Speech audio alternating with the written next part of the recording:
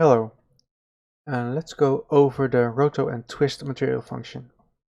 So the normal goes into the normal map.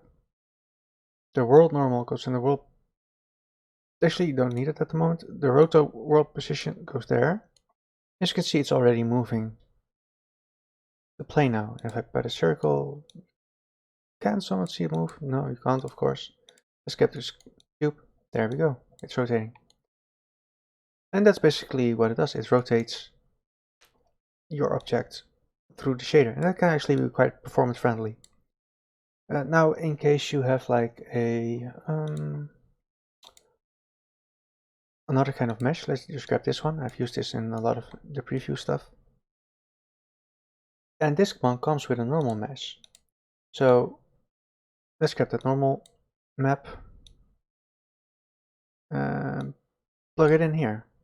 And now it also properly rotates the normals.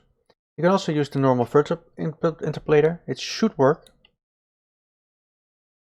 and should update the normals properly, but for some reason it doesn't always do that. So I just use the regular normal. Okay, let's go over some of the additional features while I'll also apply a nice bluish color to it for now to really see what's going on. There. Okay, well, the rotation speed speaks for itself. The higher that value, the faster it rotates. Of course. There's the time. If you need anything else than a regular time node, like a variable, like a debug time sign in this case, or a particle relative node, a dynamic parameter material, something through blueprint, you can control it here. Zoom, zoom, zoom, zoom. You can also have a time add in case you want to add a little bit of time to it. Let's say you have a static value in your time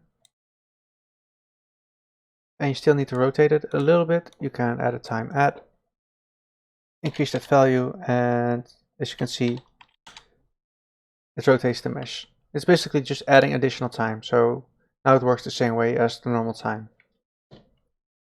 There's the twist pivot, and basically this allows you to offset the twist. I'll show you that in a second. There's an additional mask to offset the roto and twist. Let's try a gradient. Let me grab a texture coordinate node, or should I use the planar? Let me grab the planar gradient. There. If you haven't seen the material function in action, it basically applies a gradient from bottom to top. I kind of want to offset it a little bit, so let's try 0.3 minus 0.4 maybe. 0.3. I'm picky today. 7.5. Okay. I can also scale it a little bit. Normally it's 1. Let's try to maybe 1.5 there. Now if I plug that into the, let me preview it first there, and remove the time that we can see actually what's going on. And plug this into the additional mask. Weird things start to happen. And that's just for playing around with mostly.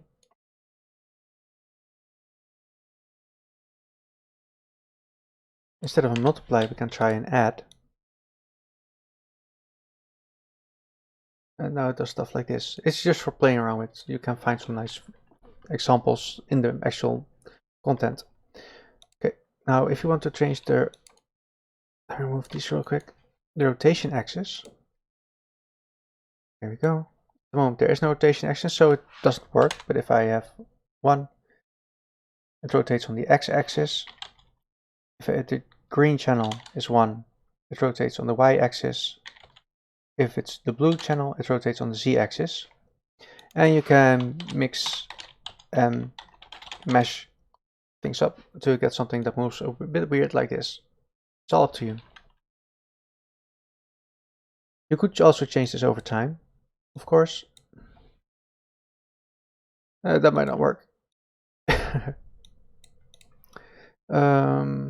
Let's get an append and a factor 2.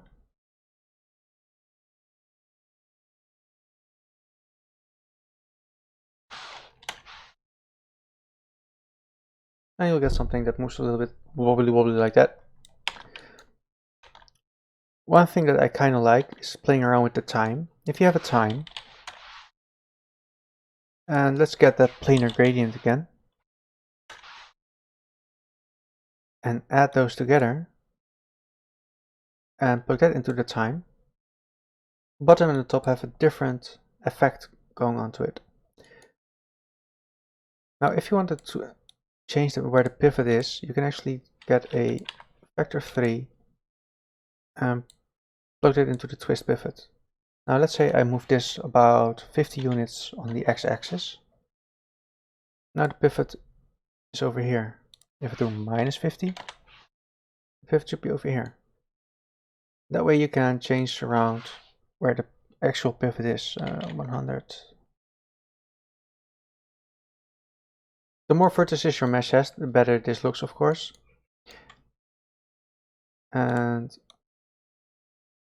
I can also change the offset, so the 5 should change it a little bit. 1, minus 1,